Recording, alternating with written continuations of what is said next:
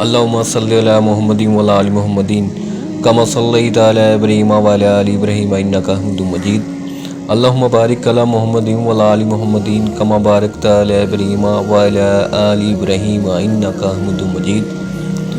السلام علیکم دوستوں، امید کرتا ہوں آپ سب لوگ خیریت سے ہوں گے۔ کائنڈلی ویڈیو کو مکمل دیکھیے گا اور ساتھ ساتھ لائک اور سبسکرائب اور شیئر بھی کر دیجیے گا۔ نیکی کرنا، پھیلانا اور اس کو دوسروں تک پہنچانا صدقہ جاریہ ہے، اور اس ویڈیو کو صدقہ جاریہ سمجھ کے شیئر کیجیے گا۔ ہو سکتا ہے آپ کی ویڈیو کسی کے پاس پہنچے اور یہ بیان یا آیات سن کے وہ سیدھی راہ پہ آ جائے، تو اس کا اجر آپ کو بھی ملے گا اور مجھے بھی ملے گا۔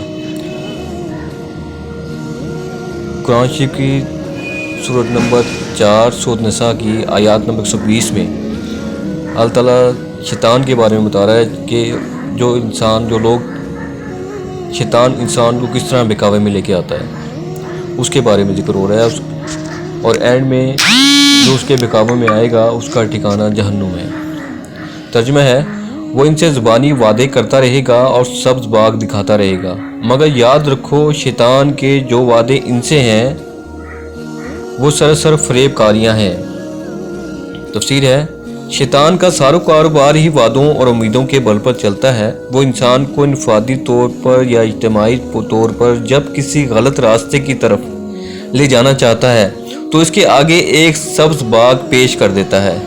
کسی کو انفرادی لطف اور لذت اور کامیابیوں کی امید، کسی کو قومی سربلندیوں کی توقع، کسی کو نو انسانی کی فلاح بہبود کا یقین، کسی کو صداقت تک پہنچ جانے کا اطمینان، کسی کو یہ بھروسہ کہ نہ خدا ہے نہ آخرت، بس مر کر مٹی ہو جانا ہے، کسی کو یہ تسلی کہ آخرت ہے بھی تو وہاں کی گرفت سے فلاں کے طفیل اور فلاں کے صدقے میں بچ نکلوں گا۔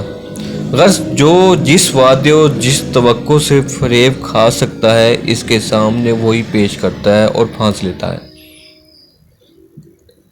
دیکھا پیارے بھائیو، اس آیات سے سب کچھ واضح ہو جاتا ہے۔ یہ ہمارے فریب ہوتے ہیں، اب یہ کر لوں پھر پڑھ لوں گا نماز، اب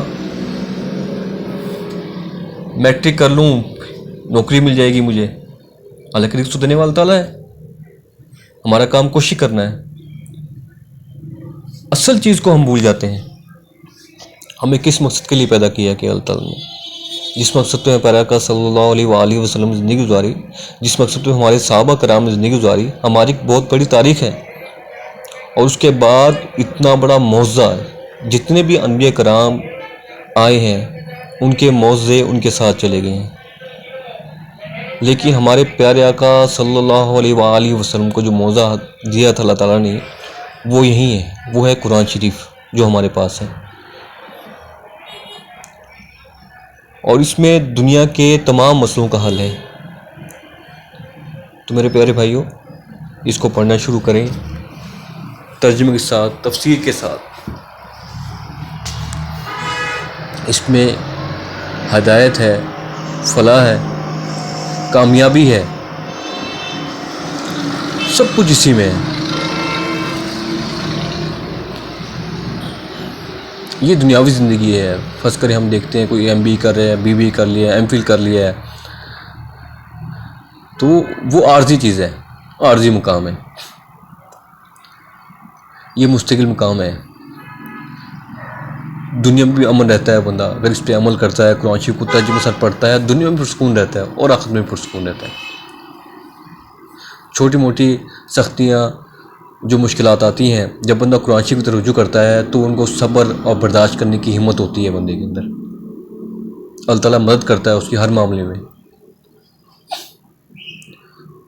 اللہ تعالیٰ سے دعا ہے جو یاد پڑی ہے اس کو سمجھنے، اس پر عمل کرنے اور اسے دوسروں کو پہنچانے کی توفیق عطا فرمائے، اور اللہ تعالیٰ قرآن پاک کو ترجمے کے ساتھ پڑھنے، سمجھنے، اس پر عمل کرنے اور اسے دوسروں تک پہنچانے کی توفیق عطا فرمائے۔ جزاک اللہ۔ Please subscribe.